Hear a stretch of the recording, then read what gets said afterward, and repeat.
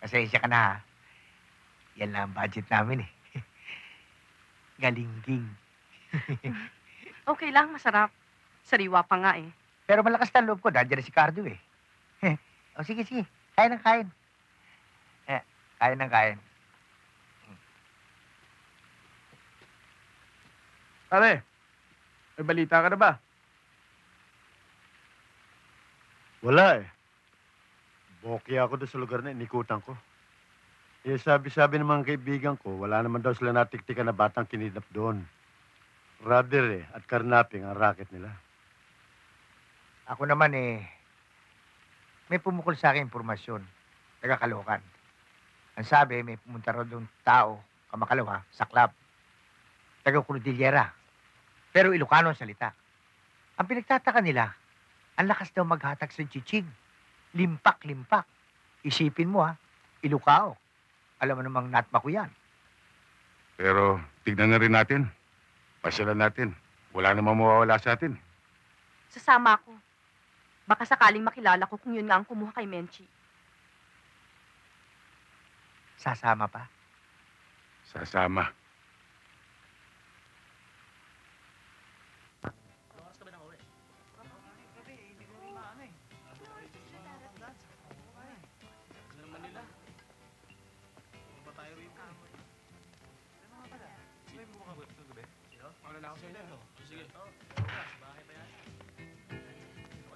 Hoy, Chonan, tagal-tagal mo naman, no?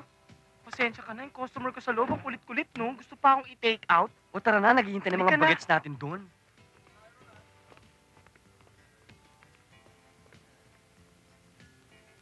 Mga kasama, tigilan nyo na, baka kayo matanso.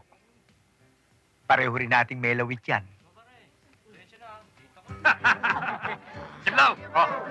Uwi ka naman may gabi. Oh, Ilang oras ang biyahe? Manila, Tukalinga. pababa. 14 na oras. Kailan ka naman babalik? 5 taon uli. Hayaan nyo, pag may panahon, babalik agad ako. Simlaw! Pagkumpad mo ka ngayon, ah. Bigyan mo naman kami ng tip. Kung paano ka kumikita ng ganyang kalaking halaga. Yan ang hindi nyo na malalaman. O sige, magpakasawa kayo. Kung tama ang hinala natin, nandyan sila at nambukan mo, bumalik ka kagad.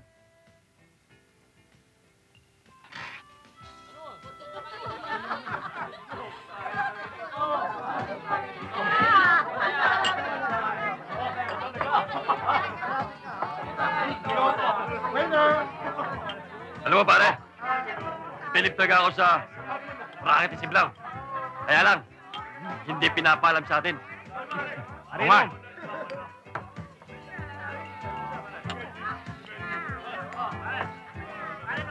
Sandali lang, mga kasama, ha?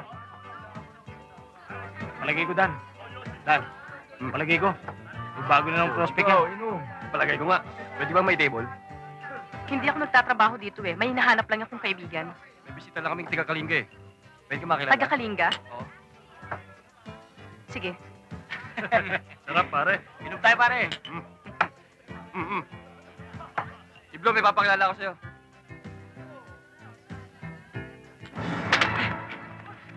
Anong ginagawa mo rito? Sino kasama mo? Sino kasama mo?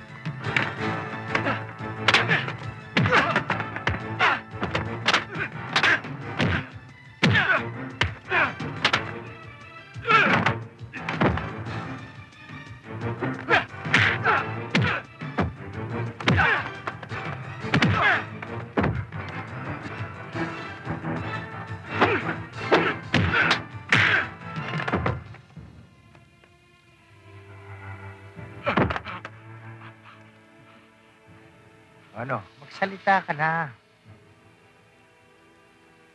Saan niyo dinala yung bata?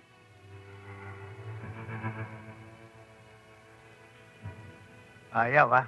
Alam ba itong tatlong to kanina pa naglalaway sa'yo? Gusto mo ba ibigay kita rito? Ayaw mo rin. Wala na akong magagawa. Inyo na yan.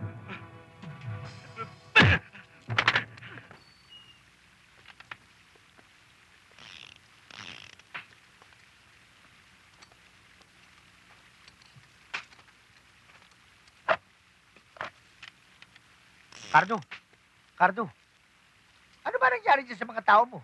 Ba't ganyan ang ayos? Baka mabagasan tayo niyan.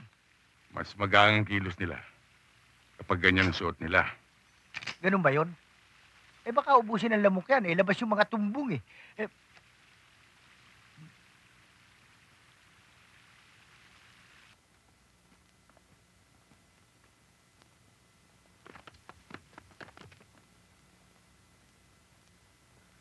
Mga tauhan ko sila.